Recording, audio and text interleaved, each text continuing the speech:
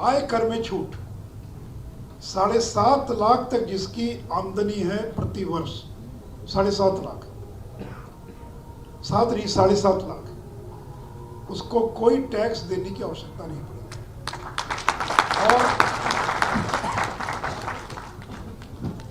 और कितने करोड़ लोगों को फायदा होगा इसका? 1 करोड़ से ज्यादा लोगों को। 1 करोड़ से ज्यादा करदाता ऐसे हैं जो 5 लाख से लेकर 7 लाख 7.5 लाख की सीमा में आते हैं। अब उनको कुछ नहीं करना, एक सिंपल रिटर्न 1 पेज का फाइल कर देना है। तो हमने टैक्स की दरों को कम कर दिया। जो स्लैब होते हैं इनकम टैक्स के 6 से घटाकर उसको 5 कर दिया। और देखिए लोग कहते हैं कि भाई पुराने इनकम टैक्स में बहुत तरह की छूट मिलती थी, नए वाले में छूट नहीं है। तो अगर आपको छूट चाहिए तो आप जाइए, पुराने वाले में हमने बंद नहीं किया है। तो दोनों विकल्प आपके सामने हैं। नया भी विकल्प है और पुराना भी है। ओल्ड स्कीम भी है और न्यू स्कीम भी है। आपको जिस स्कीम में रहना है आप उस स्कीम में रह सकते हैं। लेकिन मित्रों, पता नहीं है कितने लोग होंगे जिनकी वार्षिक आय 7 लाख रुपया होगी। मैं हाथ नहीं उठवा रहा हूँ। अब 7 लाख जिसकी वार्षिक आय है उसको 1.5 लाख 2 लाख रुपया उसको LIC का प्रीमियम खरीदिए, प्रोविडेंट फंड में जमा कीजिए, फलाना छूट चाहिए अगर इनकम टैक्स में तो फलाने में जमा कीजिए। उसको बाध्य किया जाता था सरकार की ओर से, आप अगर आपको 0 चाहिए तो आपको 2 लाख रुपया जमा करना पड़ेगा प्रोविडेंट फंड में, LIC में, फलानी चीज़ों में, तब आपको छूट मिलेगी।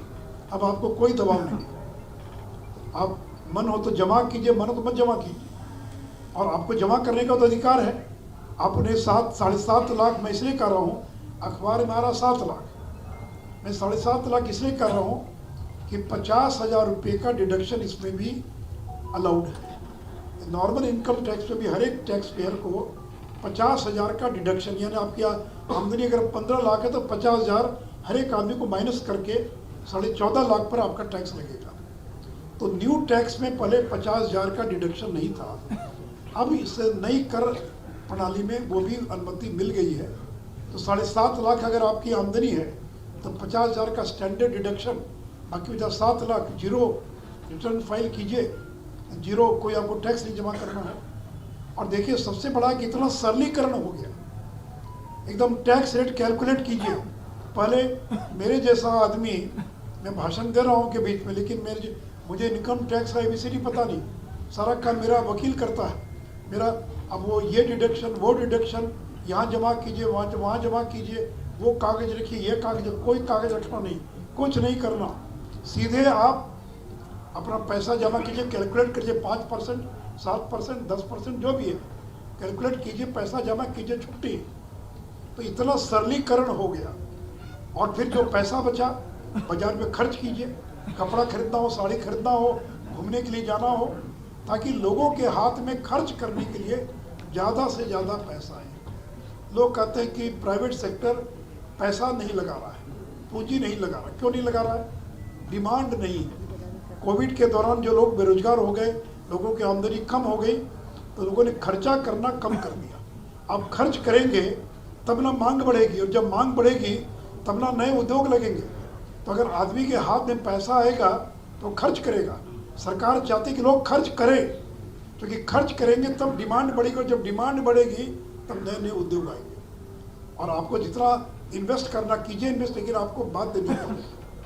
इसलिए मित्रों, एक बड़ा भ्रम पैदा करते हैं कांग्रेस के लोग कि ये नए टैक्स के अंदर फलाना है। तो मैं इतना ही कहूँगा, आप उनको बोलिए कि भाई आपको पसंद नहीं हो तो आप पुराने टैक्स में जाइए।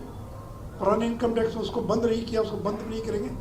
आप जिसमें चाहिए आप उसके अंदर जो है और जा सकते हैं। मैं और उसके डिटेल्स में नहीं जाऊंगा, क्योंकि बाकी जो जानकार लोग हैं वो उसके बारे में और उसको अपना समझेंगे। मैं उसके और विस्तार में नहीं जा रहा हूँ।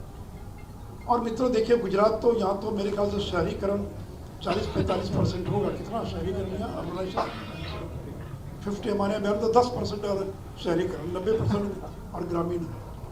तो मिडिल क्लास कहाँ ज़्यादा? शहर में है। और इस नई इनकम टैक्स का लाभ किसको मिलेगा? मिडिल क्लास को, मिडिल क्लास को मिलेगा, मध्यम वर्ग को मिलेगा। पता भारत में कितने मध्यम वर्ग के लोग हैं? 43 करोड़। और 2030 तक ये संख्या बढ़कर हो जाएगी 71 करोड़। और यही मध्यम वर्ग है जो ज़्यादा खर्च करता है। अरे पैसे वाले लोग तो कमाएगा 10 करोड़ तो कितना खर्च करेगा, उतना ही ना खर्च करेगा जितना आप खर्च करते हैं।